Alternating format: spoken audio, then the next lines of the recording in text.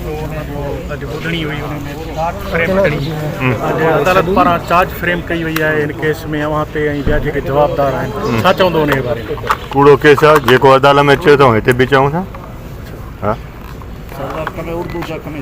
अॼु अदालत में जेका चार्ज फ्रेम थी उनजी कापी तव्हां फराहम कई वई आहे? कापी हा अच्छा उहा तव्हां वरिती आहे?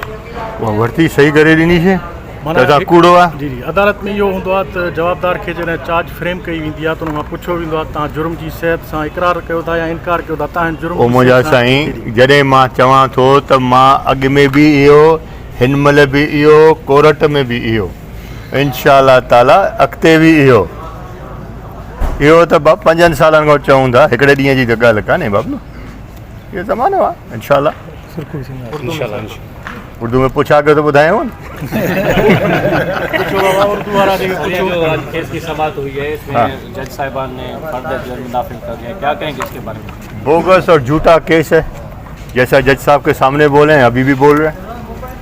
5 साल से झूठे केस में यहाँ तारीखें होती हैं आते हैं इंशाल्लाह इस ड्रामे का एंड भी आएगा।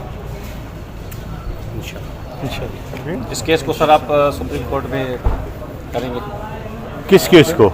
ये जो चल रहा है वो इंशाल्लाह यहाँ से ही फारिग होंगे यार। सुप्रीम कोर्ट तक जाएंगे तो सुप्रीम कोर्ट भी जाएंगे, यहाँ से डिसमिस हो जाएगा इंशाल्लाह। झूठा केस यहाँ कोई क्या सचा करके भेजेंगे क्या इसको?